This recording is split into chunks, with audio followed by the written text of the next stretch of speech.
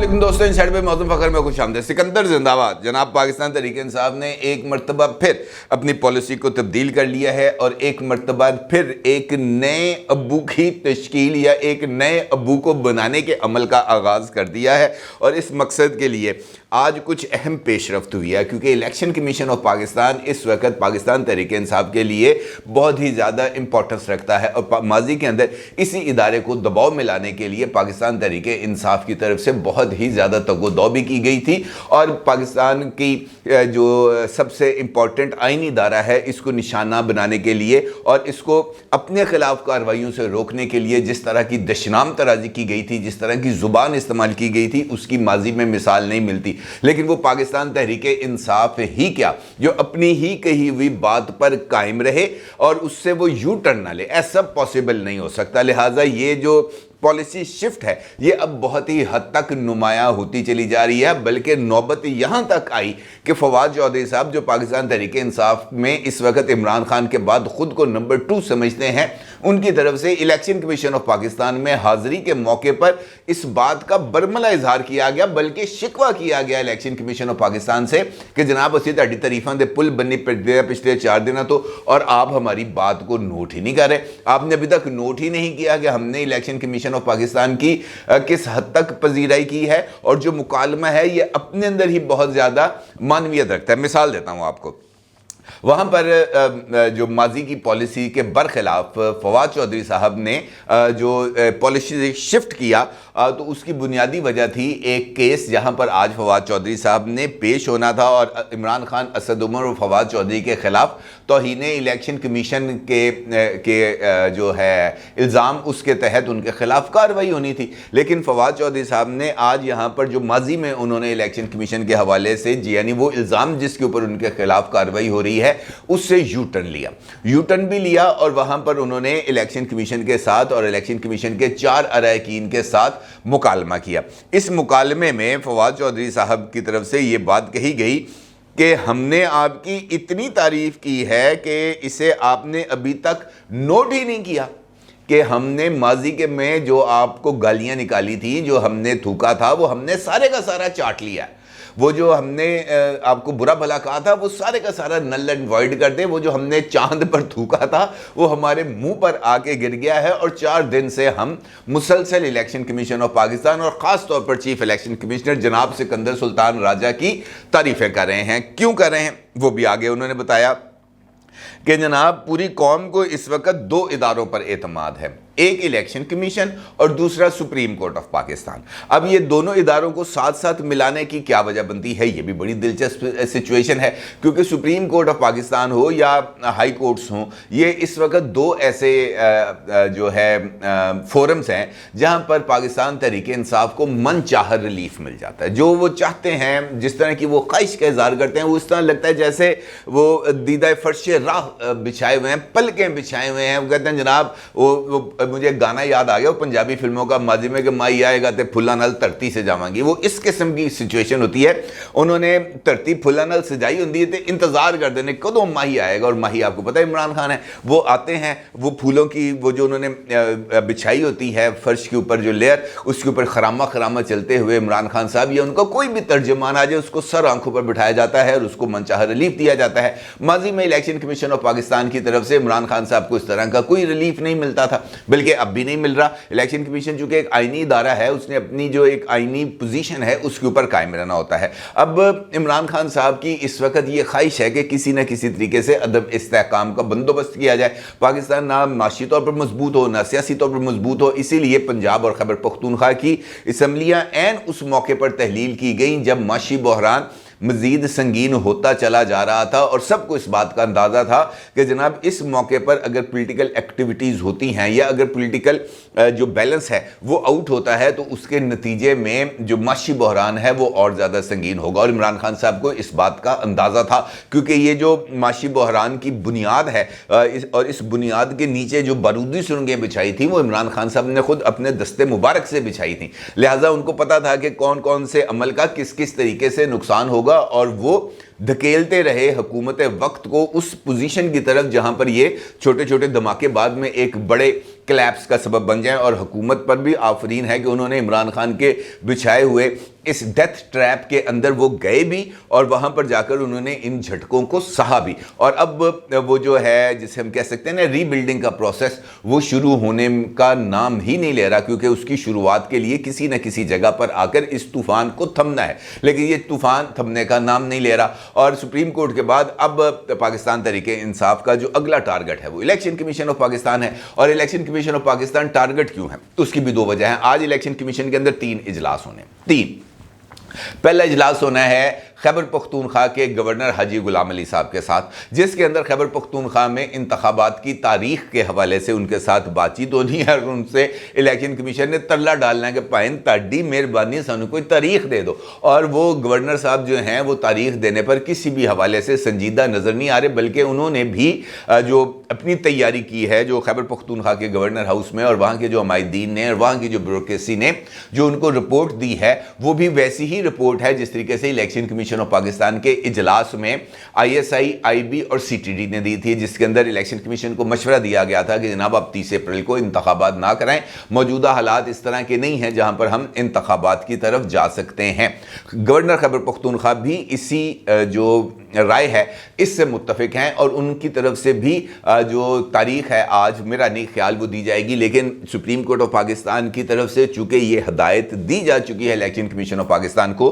कि आपने गवर्नर खैबर पख्तूनख्वा के साथ राब्ता रखना है और उनसे बातचीत करनी है, लिहाजा आज गवर्नर साहब खुद बनफ्से नफीस इलेक्शन कमीशन ऑफिस आएंगे और वो इलेक्शन कमीशन के साथ बातचीत करेंगे। दूसरा इजलास जो है वो है ये जो इंतखाबी अखराजात हैं, जिसके लिए इलेक्शन कमीशन ऑफ पाकिस्तान की तरफ से 20 अरब रुपए का मुतालबा किया गया है, ताकि वो पंजाब और खैबर पख्तूनख्वा दोनों सूबों के अंदर अपने जो इंतखाबात हैं वो कराए जा सकें। और उसके बाद अगला मरहला आएगा, ये जो मरदमशुमारी हो रही है इस मरदमशुमारी के नताइज आएंगे और इन नताइज की रोशनी में इलेक्शन कमीशन एक मरतबा फिर डीलिमिटेशन करेगा, नई हल्का बंदियाँ करेगा और उसके बाद नेशनल असम्बली और सूबाई असम्बलियों के अंदर जो सीटों में इजाफा होगा या कमी होगी उसका तयन किया जाएगा और उसके बाद जो इलेक्शन हैं वो अक्टूबर के अंदर कराए जाएंगे।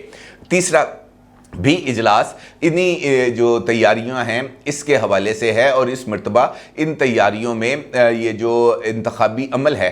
उसके हवाले से बातचीत की जाएगी, क्योंकि आज पंजाब के अंदर ये जो 30 अप्रैल के इंतखाबात होने हैं वहाँ पर कागजात नामजदगी दाखिल कराने का आखिरी दिन है। आज कागजात नामजदगी दाखिल कराने का आखिरी दिन है और उसके बाद अगले प्रोसेस का आगाज़ होना है। यही वजह है कि पाकिस्तान तहरीक इंसाफ इस वक्त जो है इलेक्शन कमीशन ऑफ पाकिस्तान को और ख़ास तौर पर चीफ इलेक्शन कमिश्नर को नया माई बाप तस्वर कर रही है और इसके लिए वहाँ पर बाज़ाब्ता तौर पर फवाद चौधरी साहब ने आज के इजलास में दुआएं कराई हैं। उन्होंने कहा कि जनाब हमारी दुआ है अल्लाह आपको इस्तकामत दे और आप तमाम दबाव को मुस्तरद करते हुए इलेक्शन कराएं। आप सब मेंबर्स का माजी में बहुत अहम कैरियर रहा है, हम सब आपकी बहुत इज्जत करते हैं और ये आप इलेक्शन कराएंगे तो पूरी कौम ना सिर्फ आपके साथ खड़ी होगी बल्कि हम भी इदारों को मजबूत करने के इस अमल में आपके शाना बशाना होंगे। ये फवाद चौधरी साहब का एक जानिब ये अमल है। दूसरी जानिब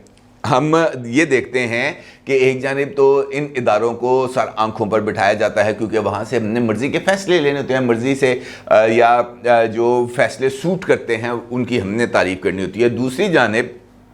हर गुज़रता दिन एक नया जो है वो इंकशाफ लेके सामने आता है। बल्कि अभी रिसेंटली आपको याद होगा कि मियाँ दाऊद एडवोकेट साहब की तरफ से एक रेफरेंस फाइल किया गया था जस्टिस मज़ार अली अकबर नकवी साहब के ख़िलाफ़ सुप्रीम जुडिशल काउंसिल में, और उसके बाद पाकिस्तान बार काउंसिल की तरफ से भी सुप्रीम जुडिशल काउंसिल के अंदर एक रेफरेंस फाइल किया गया। उसके बाद जस्टिस मज़ार अली अकबर नकवी साहब के साहबजादों की तरफ से एक लीगल नोटिस भिजवाया गया मियाँ दाऊद एडवोकेट को। अच्छा, ये सारे ये जो एक्टिविटी है इसकी बुनियाद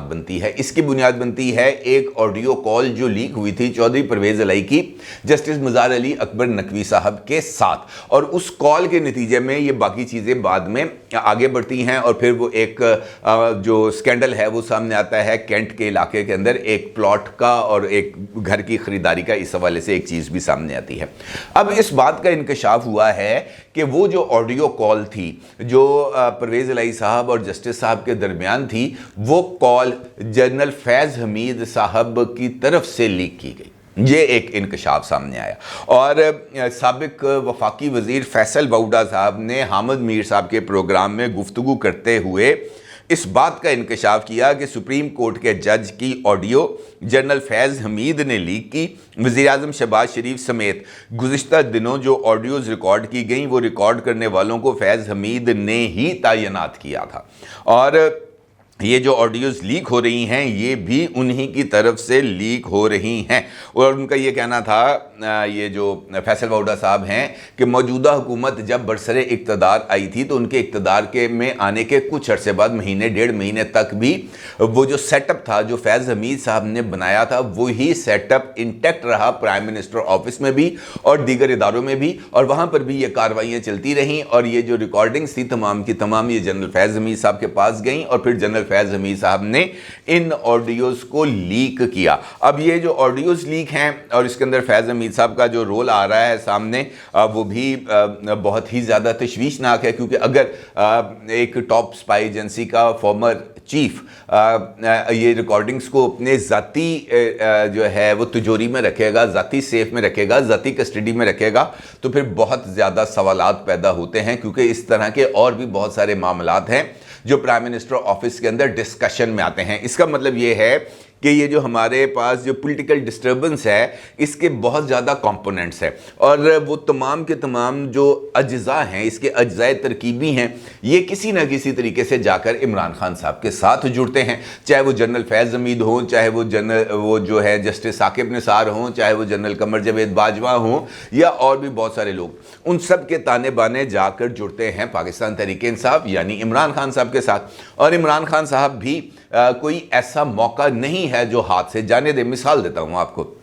کل انہوں نے ریلی نکالی، ریلی کا اختتام ہونا تھا داتا دربار، لیکن داتا دربار پہنچنے سے پہلے اچانک گاڑی میں ہی بیٹھے ہوئے عمران خان صاحب نے ایک مختصر سی تقریر کی، اور اس کے اندر انہوں نے 19 مارچ کی تاریخ کا تعین کر دیا لاہور میں ہونے والے ایک اور جلسے کے لیے، اور مقام کا بھی انہوں نے تعین کر دیا، یعنی مینار پاکستان۔ اب یہ تاریخ اور وقت دونوں ہی بہت زیادہ امپورٹنٹ ہیں، دونوں کی بہت زیادہ اہمیت ہے، کیونکہ 19 مارچ وہ تاریخ ہے جب لاہور کے اندر پی ایس ایل کا فائنل ہو رہا ہوگا، اور جو سیکیورٹی ہے وہ تمام کی تمام پی ایس ایل کے فائنل کے لیے مرکوز ہوگی، کیونکہ یہ ایک میگا ایونٹ ہے، پوری دنیا کے اندر اس کی جو ہے وہ جو اس کا انتظار رہے گا، لوگ اس ایونٹ کو دیکھنا چاہیں گے کہ جی پی ایس ایل 8 کا فائنل کون جیتا ہے۔ اور این اسی وقت جب 2:30 بجے یہاں پر تیاریاں ہو رہی ہوں گی، قذافی اسٹیڈیم میں تماشائیوں کو جانے کا، وہاں پر پہنچانے کا بندوبست کیا جا رہا ہوگا، ٹیمیں وہاں پر پہنچ رہی ہوں گی، تمام جو سیکیورٹی ہے وہ بیف اپ ہوگی۔ عمران خان صاحب نے ملک بھر سے لوگوں کو طلب کر لینا ہے لاہور میں، تو اس کا مطلب یہ ہے کہ وہ کسی نہ کسی جگہ پر خدا نخواستہ اگر کوئی سیکیورٹی لیپس آ گیا تو مصیبت بن جائے گی۔ اب اس چکر کے اندر یقینی طور پر عمران خان صاحب کو 19 مارچ کو جلسے کی اجازت ملنا بظاہر مجھے اس وقت تک مشکل لگ رہا ہے، اور اسی ایک چیز کی بنیاد پر عمران خان صاحب بالکل ویسا ہی عمل دہرائیں گے جس طرح ریلی کی اجازت نہ ملنے پر انہوں نے دہرایا تھا کہ جناب مجھے الیکشن کیمپین سے روکا جا رہا ہے۔ تو بھائی اگر آپ کو الیکشن کیمپین سے روکا جا رہا ہے تو آپ نے وہ دن، ایسے دنوں کا انتخاب کرنا ہی کیوں ہے جہاں پر آلریڈی کچھ ایکٹیویٹیز ہوں۔ 19 مارچ کو پی ایس ایل کا فائنل ختم ہو جائے گا، آپ 20 مارچ کو جلسہ کر لیں۔ آپ نے 20 کو نہیں کرنا، آپ 23 کو کر لیں، 23 کو بھی چھٹی ہوتی ہے، آپ 23 مارچ کو کر لیں،